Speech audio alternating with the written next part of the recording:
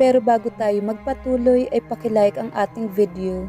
Ganon din ang subscribe button, pati na rin ang bell icon para lagi kayong updated sa mga parating ko pang mga uploads.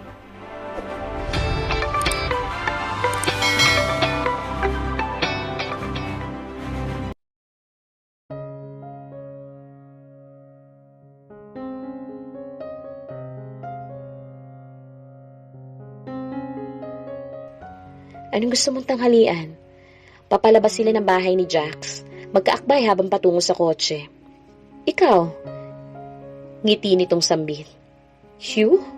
Wala namang putahing yung pangalan Nagmamaktol niyang angil. Meron. He touched her lower lip with his forefinger. Tila kinopya ang hugis niyon at ang hudyo, nakagat labi pa. Ikaw, ang sarap mong papakin. Kinurot niya ito sa tagiliran. Ngumiti lang naman. Pilyo, nandiyan ang mini Alexa natin Sabay tapo niya ng tingin sa panganay na nakaupo sa kotse. See you at lunch. Jax kissed her on the lips. It was light but lingering kiss. Ninanam naman bawat sandaling sumayad ang mga labi sa isa't isa. Nanunodyo ang bawat hagot. Nakakadarang. Early in the morning, at naglalandian na naman sila ni Jax. Malandi talaga ito at aaminin niya ang nahahawa na rin siya. Hinapit siya nito sa bewang at idinikit lalo ang katawan nito. I love you, ang tanging sagot na may kislap sa mga mata. Muli nitong hinagka ng mga labi niya. Mabuti na lang at hindi sila nakikita ng anak nila. Hindi pa nakontento, bumaba pa ang mga labi nito sa leeg niya. Jax! Angil niya. She cupped his face. Pilit yung pinapantay sa kanyang muka. Mahirap na. I love you. Pinataka niya ito ng halik sa labi. Pero umalis ka na.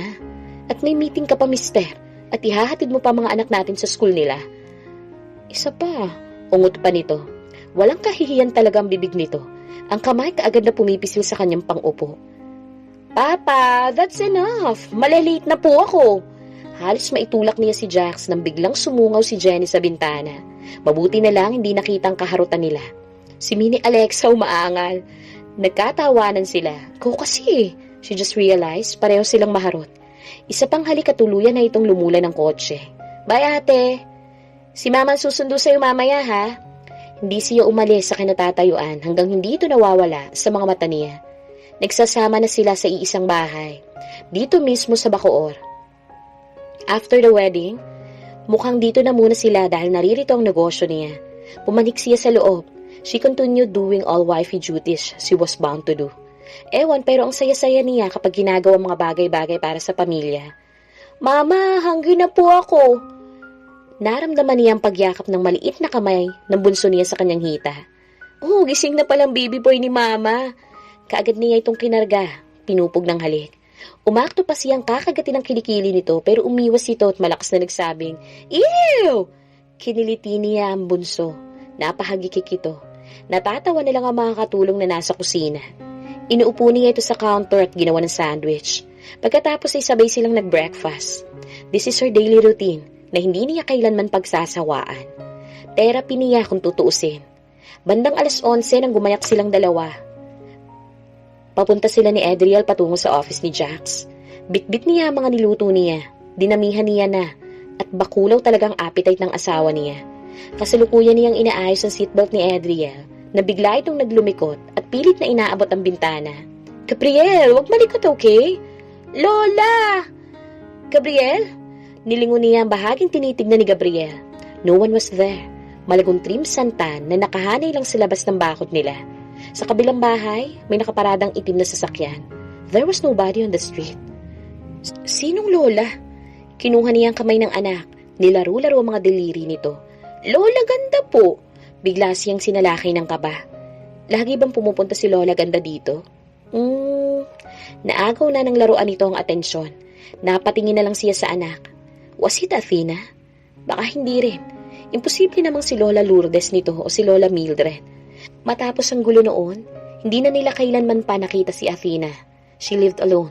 Nasa Puway ayon sa sinasabi ni Alexa, na pinamamahalaan na lang ng tauhan ng shop nito.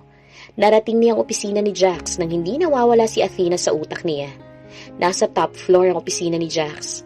Naaaliw na tinititigan ni Adriel ang bawat pagbabago ng numero sa panel ng elevator. Bawat tumatatak, malakas nitong binabasa. Adriel smart in his age. Mana sa tatay nito. Halika't yakap kaagad ang bati sa kanila ni Jax. While she was busy preparing their lunch, Jax played with Gabriel. Talagang binago ni Jax ang disenyo ng opisina. Lahat na makikita sa loob, safe sa mga bata. At kapansin-pansin ng pambatang mga laruan sa loob. Nagpadagdag pa nga si Jax ng isang maliit na slide para may matutulugan ng mga bata kapag dinadala mga ito sa opisina. They had a wonderful lunch together. Imbis na si Jax ang alagaan niya, ito pa nga ang panay subo sa bunso nila. Naghuhugas na siya ng pinagkainan nang may pumulupot na matitupunong bisig sa kanyang baywang. Warm lips immediately planted small wet kisses on her nape. Nakikiliti siya. Ako nang tatapos nito. Ako na. She tried hard, holding her sanity. Si Gabriel, natutulog na. Natutulog o pinatulog mo ng parasahan? She sexily laughed as he kissed her cheeks. Pinadaanan pa talaga nito ng bibig ang earlobe niya. Isa sa mga sensitibong bahagi ng katawan niya. Papa Jax, tama na. Bumaba ang kamay nito sa harapan niya. Do you really want me to stop? He was testing her patience. Paano ba niya masasabing hindi kung paulit-ulit itong hinahagod ang pinakagitna niya? She was still fully clothed, but she was electrified by his touch. Napadaing siya. Alam ko na. Siya ay matagumpay. Katatapos lang nila kaninang umaga pero heto na naman siya. He can always set her body on fire with his soft touch and kisses. Dinala nito ang kamay niya sa likuran. He made her touch his huge bulging manhood. Nagiinit ang pisngi niya. Her body heated up instantly. Umaawang ang mga labi niya. He looked up. Alam niyang namumungay ang mga mata niya. Jax, baka may makakita sa atin. Nilak ko po ang pinto. He sealed her mouth with his lips. They shared a scandalous kiss. It created a sound. Nananakop ang bibig nito. Ramdam niya ang pag-agaw nito sa pinakahuling implement ng kanyang hinuhugasan. Basta na lang yung bumagsak sa sink. Gusto niyang sabihin baka magising ang anak nila sa kwarto. Ngunit paano ba kung sakop nito ang bibig niya? Halos isubo na nga ito nito ng buo. It rendered her breathless. Napadaing muli siya. It was difficult not to make sound. With Jack's hand pressing her breast, tila nasusiyan ang lalamunan niya at bumukas at umeskapo ang halinghing. Ang isa'y patuloy sa paghagod sa kasalanan niya. Liquid heat gushed through her femininity. Jax felt the trembling of her body. Kumawala ang hindi nahihiyandaing sa bibig nito. Wala itong balak na huminto. He traced the hem of her skirt. He pulled it up. Ibinaba nito ang panloob niya. The next minute, impit na mga ungol at daing na pumapaloob sa buong pantry. His fingers explored all corners of her wet womanhood. It was moving back and forth and rubbing at the same time. Halos bumao na mga kuko niya sa higpit ng pagkakahawak niya sa braso nito. It was just his long fingers, but she couldn't refrain her moans from escaping as she reached another climax. Kahit na halos madurog na ang labi sa pagkagat, Jax was so powerful, always leading, always domineering. But she knew it was enough for him. Naramdaman niya ang pag-alis nito ng belt nito. She heard the sound of his pants being unbuttoned. God, halos mamatay na siya sa antisipasyon. Ramdam kesa sa nakikita niya ang pagbagsak ng kung anuman sa sahig. May isang bagay na tila napakawalan. It was huge. Bumanggayon sa kanyang likuran. Hinaplos ni Jax ang kanyang puwet na pisngi. Siya ay naghahanda na para sa isang bagay. Tinulak niya. Dahan-dahan pinuno ang kanyang kaloob-looban. Inunat ang kanyang katawan sa dingding. Napahiyaw siya. O mas tamang sabihin, napahalinghi. She moaned as she was plunged deeper. Kumapit siya ng husto sa braso nito at sa gilid ng sink naman, ay sinumulan na nito ang swabing paggalaw mula sa kanyang likuran. So slow and so mind-blowing. Nakakapangatog ng tuhod na isinandal niya ang buong bigat sa katawan nito. Patuloy ito sa paggawad ng pinong halik sa kanyang batok. Those were sensual kisses that made her ask for more. Bumibilis at naging mariin ang bawat pag-ulos nito until he became uncontrollably fast. The sensation was too much to take. She wanted to scream but she couldn't. This was the first time they made love into his office. Natatakot siyang may makarinig sa kanila pero inaamin niyang mas nakiinit siya. Jack stopped all of a sudden. Napadilat siya. Sinalubong mapupungay ng mga mata niya ang nagbabagang titig nito. Behind that fire, there was some spark. Naroroon ang kaligayahan. Malamang dahil nakikita nito ang pangangailangan sa mga mata niya. Jax, humihingal na pakiusap niya. Umawang ang bibig niya nang biglaing siya ni Jax. Inabot ang bagay na mas nagpapaliyad sa kanya at nagpapaingay sa kanya. Ang katawan niya ay kusang gumawa ng sariling mga galaw. Depende sa sensasyon at puwersang dinudulot ni Jax. 2 more powerful thrust, and she came. Mukhang matutumba na siya dahil sa panginginig ng katawan niya. Her knees felt weak. Mabuti nilang maagap siyang niyakap ni Jax nang halos mangudngod na siya sa sink. Halos dumaga na ang buong bigat nito sa likuran niya. Patuloy ito sa paggalaw. Jax hasn't reached his. Tuloy-tuloy ito sa marahas na pagpasok. He created animalistic grunt as he came back and forth. He kissed her name and plunged so deeply. Niyayanig ang katawan niya. Oh shit! He trembled and finally reached his peak. Tagaktak ang pawis nito. Pumapatak yun sa kanyang balat. Ang mainit na paghinga tumatama sa kanyang pisngi. What a great climax! He planted sweet kisses on her cheeks. Ilang sandali muna nilang hinayaang humupa at maging normal ang mga paghinga nila. Napasingap siya ng hugutin nito. Ang napakalaki nitong pagkalalaki sa kanya. Let me take care of you. Binuhat siya nito at buong ingat na inilapag sa silyang naroroon. Stay here. She was in an obscene position. Nakakahiya.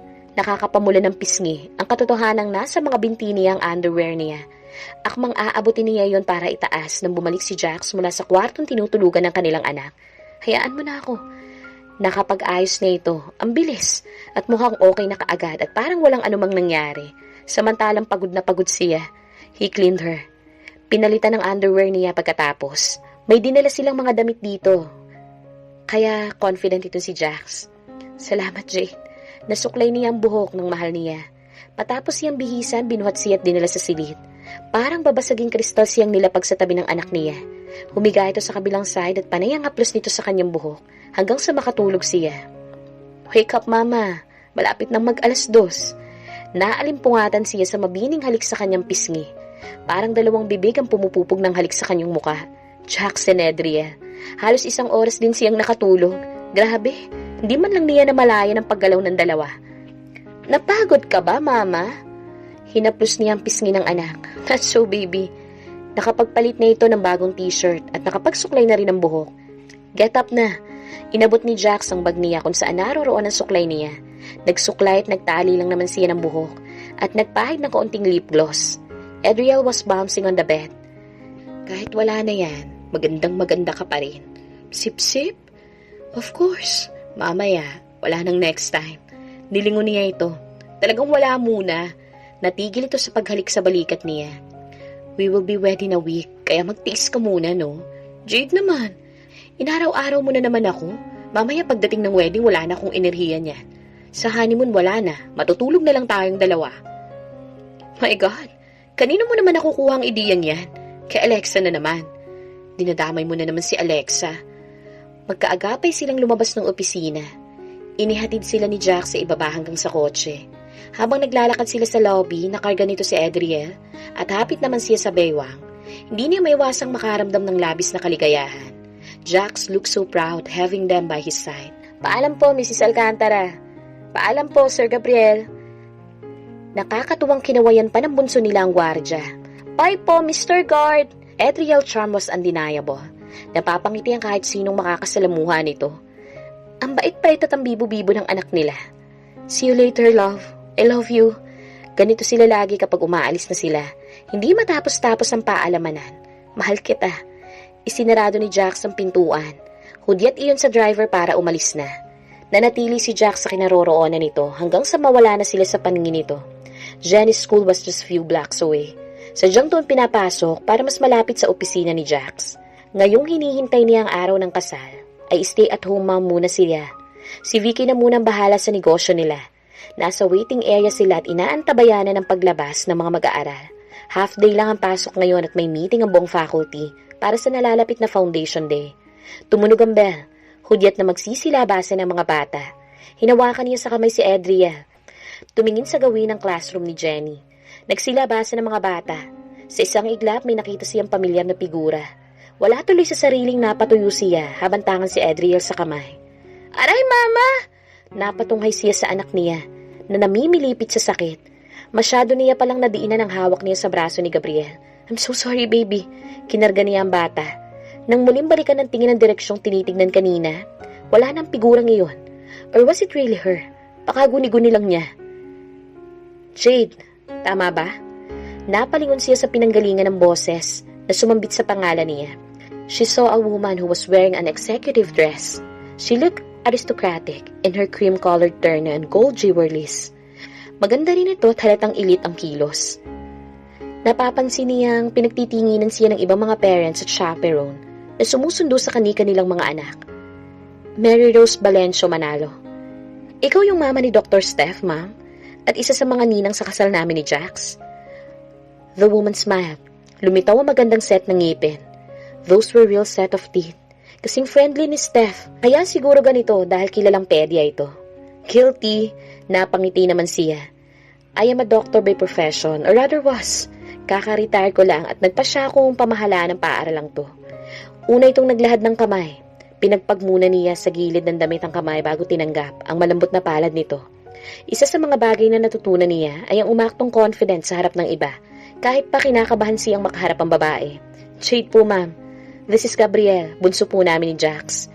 Gabriel, come on, bumati ka kay Doc Rose. Napangiti ang doktora sa ginawang pagmamano ni Gab sa kamay nito. Hi po! Nagmamano? Tila namamangha ito. Sinanay ko po. Tinitigan siyang mabuti ng kaharap. Parang pinag-aaralan ng bawat kilos niya. Tama nga naririnig ko tungkol sa'yo. You're such a nice woman. Ang ganda ng pagpapalaki mo sa mga anak mo, ha? You know, Jen is such a darling here. Palakaibigan at sweet. Kanino naman ito narinig? Napatingin siya sa babae. Kung ninang ito ni Jax, malamang ay nakikita ito at si Athena. Gusto niya magtanong, pero nahihiya siya. I must be going. Or, you can wait for Jenny in my office if you want. May halong pag-uudyo. Thank you po, ma'am, pero dito na lang po kami. Ninang, call me Ninang Rose. Pagtatama nito. Pumihit na ito para bumalik sa opisina. Ma'am, I mean Ninang. Nagdadalawang isip siya kung itutuloy ang sasabihin. Gusto niya lang malaman kung dumadalaw ba si Athena kay Jenny. I hope Dr. Steph will also be there on our wedding day. Wala siyang ibang alam na sabihin. Oo naman, iha. Pinanood niya ang pag-alis ng babae hanggang sa tuluyan na itong tumungtong sa administration building. Ewan niya ngunit nakaglow ang paningin niya sa bintana ng silid nito. Athena was here. Sigurado siya.